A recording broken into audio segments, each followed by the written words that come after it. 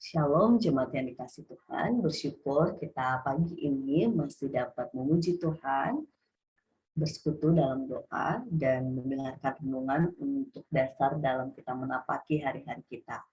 Kita akan memujikan satu lagu yang menjadi pengharapan setiap umat di muka bumi ini, yaitu adanya damai di dunia. Maka kita akan pujikan lagu Damai di Dunia sebagai penghantar kita pada pagi hari ini.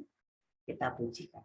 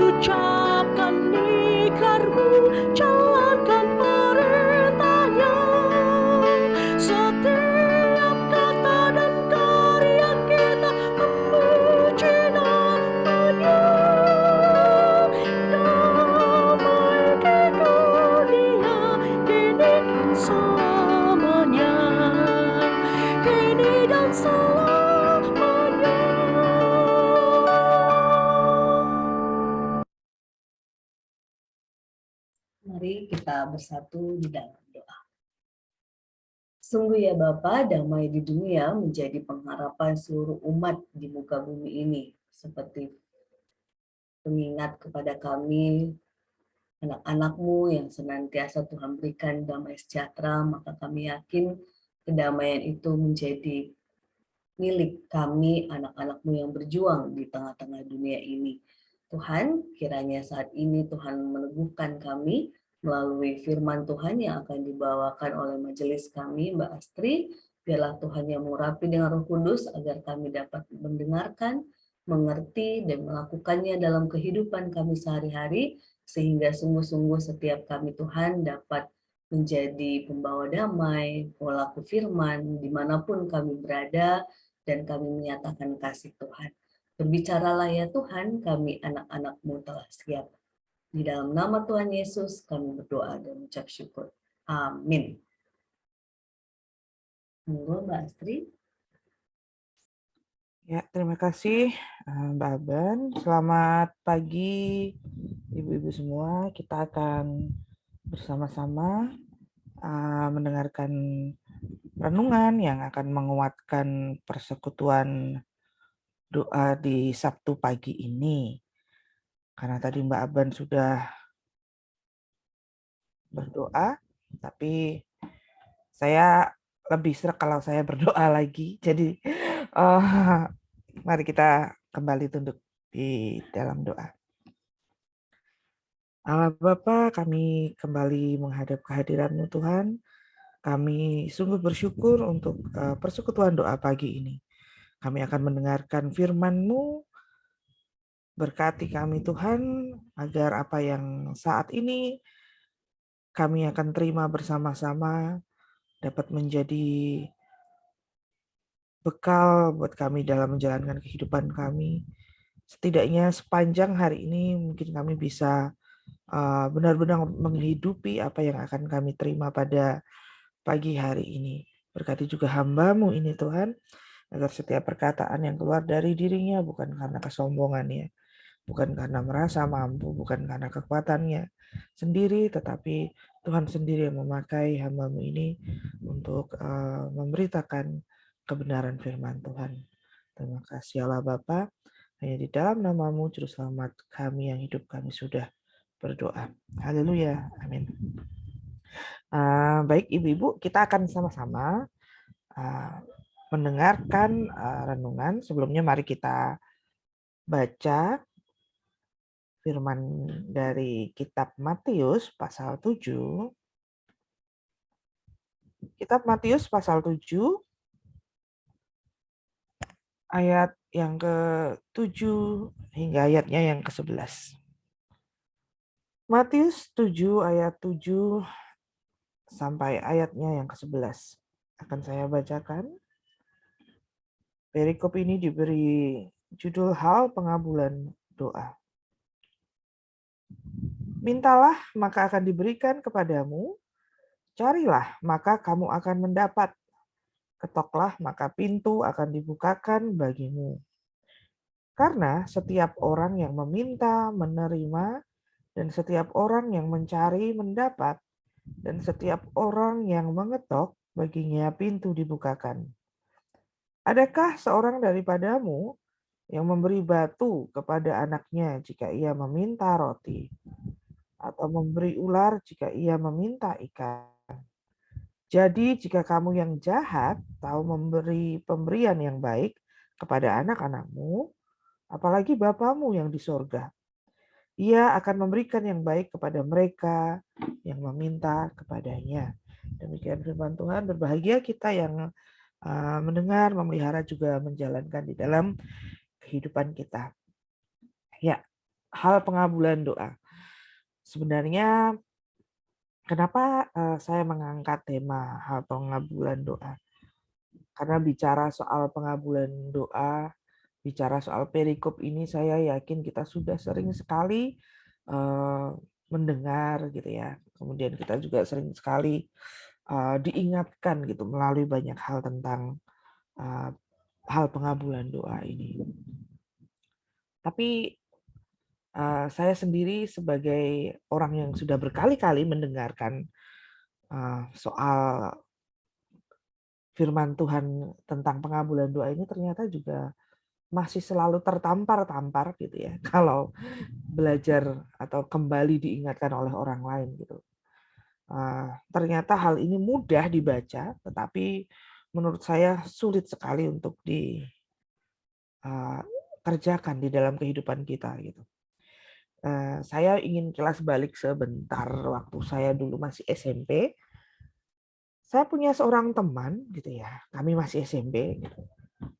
SMP itu usia yang memang menurut saya sulit gitu. Kenapa sulit? Karena gede banget ya belum, tapi kecil ya enggak. Jadi kalau boleh diibaratkan buah mengkal kali ya, nanggung gitu. Nah, saya punya seorang teman biasa anak cowok, mungkin lagi badung-badungnya gitu kan, lagi mulai merasa dia punya apa istilahnya, oh saya sudah mulai besar, saya sudah bisa menentukan apa yang saya mau, begini begitu. Memang dia ini lincah sekali ya, kalau motoris cowok memang usia segitu biasanya ibu-ibu juga tahu sendiri bagaimana mereka. Nah, ceritanya dia itu kepingin sepeda motor. Lagi suka-sukanya belajar naik sepeda motor. Dan mintalah dia ke ayahnya gitu, minta sepeda motor. Tapi oleh ayahnya memang tidak diberikan. Kemudian yang membuat dia tuh semakin marah, semakin jengkel gitu ya. Karena ternyata ayahnya justru membelikan sepeda motor buat kakaknya yang kuliah. Jadi dia saat itu merasa bahwa saya ini tidak disayangi gitu oleh ayah saya. Karena memang dia sempat terucap gitu ya, sempat terucap, aku benci sama bapakku gitu. Karena merasa diperlakukan tidak adil gitu. Nah, karena dia memang suka, maksudnya lagi suka-sukanya naik motor gitu, akhirnya ketika ada temennya yang mungkin kita tahu sendiri ya, ada orang tua yang memang membebaskan anaknya belajar motor, naik motor, kumpul sama temennya, ini sering banget kita lihat gitu. Teman saya ini juga begitu gitu, ada teman-teman yang lain yang memang sudah belajar motor kemudian dibebaskan oleh orang tuanya bawa motor nggak pakai helm kemana-mana. Akhirnya pinjam lah ceritanya, pinjam, dia memang sudah bisa mengendarai gitu ya. Pinjam motor temennya ini dan saat itu terjadi kecelakaan gitu. Yang akhirnya memang ya motor temennya rusak, motor temen kami itu rusak, dia juga harus masuk rumah sakit dan pengobatannya cukup lama gitu ya, karena sampai apa istilahnya, saat ini akhirnya adalah teman saya itu tidak bisa berjalan normal gitu. Nah, terus apa kaitannya dengan perikop yang barusan kita baca gitu? Kalau saya melihat gitu ya, kita gitu, kita seperti seperti teman saya ini gitu, kita dalam berdoa gitu. Tidak jarang kita tuh berlaku seperti teman saya ini tadi. Saya tidak menceritakan kisah dia itu untuk membuat malu atau apa gitu ya, tetapi hanya penggambarannya gitu. Ketika kita yang secara hubungan memang digambarkan Allah itu Bapa dan kita ini anak begitu kan. Relasi yang terjalin antara kita dan Bapa kita, ketika Allah kita itu ketika kita berdoa meminta sesuatu, terkadang yang terjadi seperti apa yang dialami oleh teman saya dan ayahnya gitu. Kenapa saya bilang begitu? Pada dasarnya manusia itu berdoa, lebih rajin berdoa saat menginginkan sesuatu. Jujur, ya kan? Saat kita kepingin sesuatu, kita pasti akan rajin sekali berdoa, meminta gitu kan. Ada satu ungkapan di dalam bahasa Inggris yang ditulis waktu itu dengan singkatan push mendorong. Yang di kepanjangannya adalah pray until something happen. Berdoalah sampai terjadi sesuatu. Yang menurut saya sebenarnya saya tidak terlalu suka gitu. Kenapa? Karena itu seperti memberi target gitu ya. Kalau sesuatu sudah terjadi ya sudah, berhenti berdoa gitu ya. Berbeda kalau mungkin anjurannya ya berdoalah gitu kan, sampai terjadi sesuatu dan jangan berhenti berdoa gitu kan, walaupun sudah terjadi sesuatu gitu. Nah, saya melihat bahwa ketika kita tadi baca gitu dalam perikop, karena kondisi kita ya, ibu-ibu gitu, kita ini kan manusia yang punya cedera, yang istilahnya memiliki dosa begitu. Nah, dosa itu sebenarnya kan menghalangi kita untuk menjadi manusia yang secara alami, saya bilang ya, secara alami tekun dalam doa gitu. Jadi karena itu kalau kita baca baik-baik tadi, pengulangannya selalu sama, mintalah gitu kan. Kemudian carilah, ketoklah gitu. Itu semua mengungkapkan pengulangan di mana memang kita diharapkan untuk melakukan sesuatu, setia terhadap sesuatu, begitu kan? Karena pada dasarnya ketika kita hidup dalam dosa seperti ini, dalam kondisi berdosa, gitu, kita kehilangan keinginan atau istilahnya dorongan untuk berdoa secara alami yang dalam artian itu seperti menjadi bagian dalam kehidupan kita, gitu. Yang artinya apa? Yaitu tadi kita berdoa saat kita minta sesuatu, kita berdoa saat mensyukuri sesuatu, gitu kan. Kita tidak pernah benar-benar ada dalam posisi berdoa ya karena saya ingin ngobrol sama Tuhan, gitu. Kita bukan tidak pernah saya bilang ya, kalau tidak pernah saya menghakimi nanti. Lebih seringnya gitu. Pada dasarnya kita akan lebih sering berdoa, lebih tekun saat memang kita ada keperluan, gitu ya. Nah, saya juga melihat waktu itu teman saya ini ketika dia minta motor getol sekali gitu ya, membantu nyapu halaman, kemudian apa istilahnya berusaha belajar. Saya melihat gitu supaya dapat nilai bagus dan sebagainya gitu ya. Nah, disitulah saya melihat kita kita menjadi seperti seorang anak yang menginginkan sesuatu, kemudian kita berdoa memohon kepada Allah kita, memohon kepada Bapa kita, karena kita fokus pada apa yang kita inginkan itu. Nah, di sini saya ingin membawa kita semua, gitu ya, ibu-ibu semua, bahwa itu tidak salah, gitu ya. Itu tidak salah. Karena memang Tuhan sendiri kok yang ngajarin kan, ayo berdoa, gitu kan. Kalau kamu butuh sesuatu cari aku, gitu kan. Kalau kamu pengen sesuatu mintanya sama aku, gitu kan. Nanti kalau kamu inginkan sesuatu, yuk ketuk pintuku, nanti akan kubukakan, begitu. Yang sering kita lupa adalah kita melihatnya dari kacamata kita melihatnya dari kepentingan kita. Segala doa yang kita panjatkan itu terkadang berdasarkan atau alasnya adalah kita, kehendak kita, bukan kehendak Allah. Gitu. Padahal kalau kita baca secara utuh, perikop tadi di situ sudah mengatakan dengan jelas bahwa Allah tahu yang baik buat kita. Kalau kamu dikatakan yang jahat saja tahu apa yang baik, ya kan? Kalau anakmu minta roti, masa iyo mbok kasih ular, ya kan? Apalagi Allah kita gitu, yang menciptakan kita. Ini yang menjebak kita dalam situasi di mana kita kemudian menjadi seperti teman saya yang dengan mudah mengatakan saya benci ayah saya, gitu kan. Tidak jarang kita kemudian berkata dengan apa ya istilahnya hal yang sama.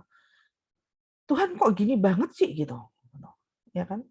Kenapa sih hal seperti ini saja kamu nggak bisa gitu melakukan buat aku? Terlebih lagi ketika kita kemudian membawa effort kita gitu kan dalam usaha mencapai keinginan kita itu tadi seperti teman saya yang kemudian rajin belajar, rajin nyapu, rajin apapun itu supaya mencari hati ayahnya. Saya ini sudah melayanimu loh gitu. Katakan mungkin misalnya saya minta sesuatu, saya akan mengungkit di hadapan Tuhan. Saya ini sudah melayanimu sebagai majelis Tuhan. Jalan 2 periode loh Tuhan. Misalnya seperti itu. Atau kemudian saya tambahkan lagi. Apalagi saya sebagai seorang guru ngajar pendidikan agama Kristen. Kurang apa lagi gitu. Saya memberitakan kebenaran gitu kan, firman-Mu gitu.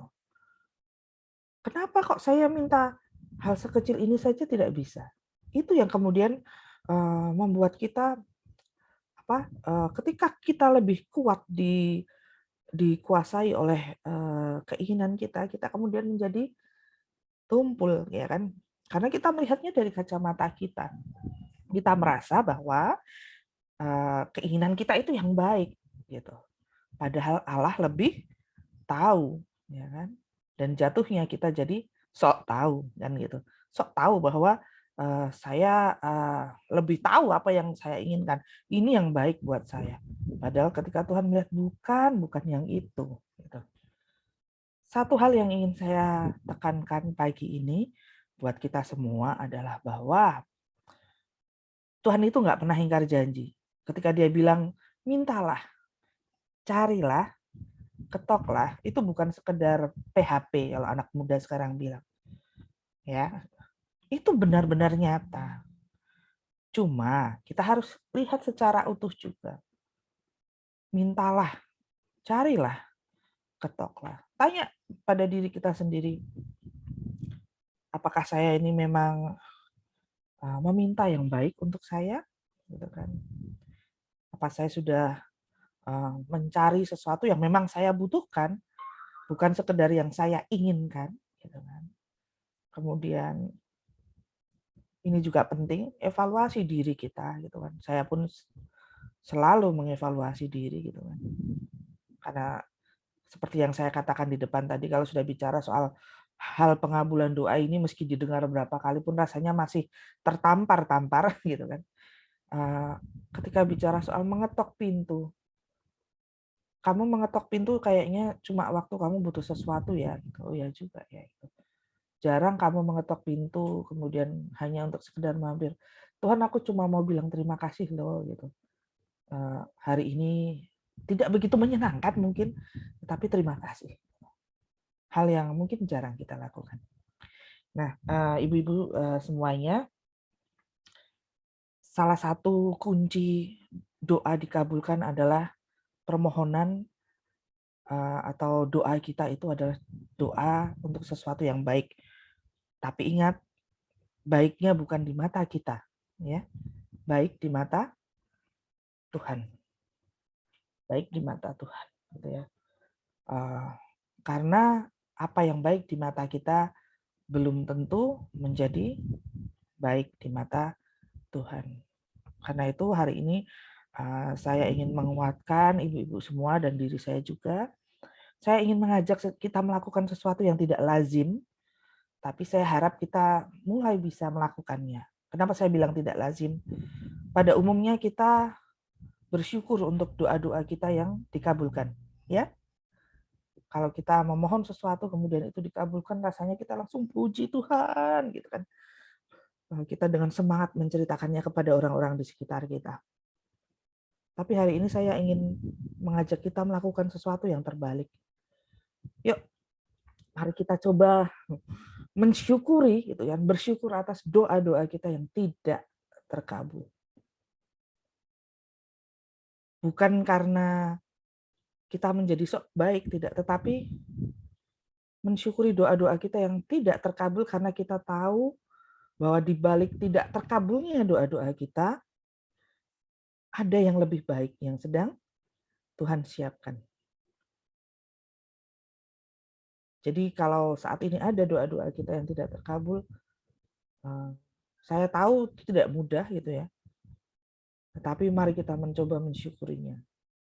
Karena kita mau percaya bahwa janji Tuhan yang di depan itu tadi bukan cuma janji seorang pemberi harapan palsu, tetapi memang janji Allah yang nyata, janji Allah yang maha kuasa, maha pengasih, yang benar-benar memahami apa yang terbaik buat kita anak-anaknya. Jadi tetap meminta, tetap mencari, dan tetap mengetok pintunya Tuhan, dan selalu serahkan keputusan terakhir dari setiap permohonan kita di dalam doa itu kepada Tuhan. Supaya Tuhan sendiri yang membantu mengevaluasi apakah memang itu yang terbaik buat kehidupan kita. Ya, ibu-ibu semua, selamat menghidupi firman yang kita terima hari ini. Tuhan Yesus memberkati. Amin. Terima kasih buat renungannya Mbak Astri. Sebagai peneguh kita sebelum kita yang di Zoom saling mendoakan, saling sharing langsung. Kita yang di rumah juga akan berdoa pribadi atau bersama keluarga. Kita pujikan lagu yang dari firman Mbak Astri tadi sebagai peneguh supaya kita terus bersyukur seperti kata Mbak Astri, baik yang khususnya yang tidak dikabulkan gitu ya, bahwa Tuhan telah janji.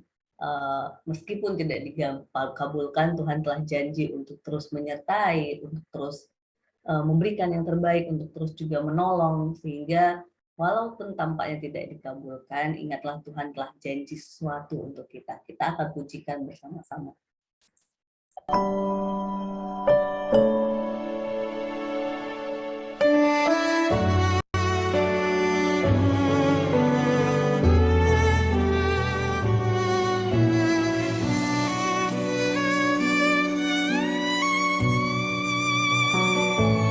Tuhan firman-Ni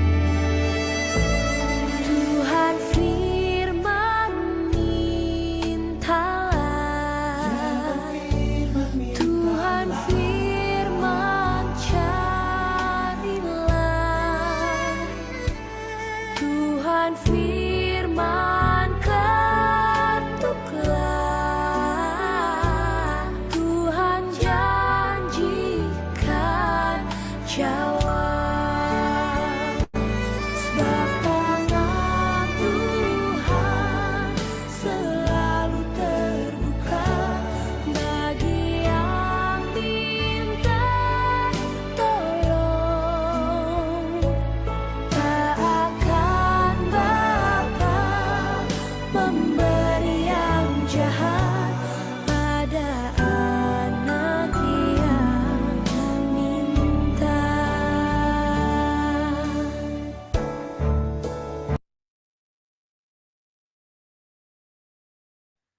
Tuhan memberkati yang ada jemaat yang ada di rumah ataupun yang di YouTube yang akan berdoa. Amin.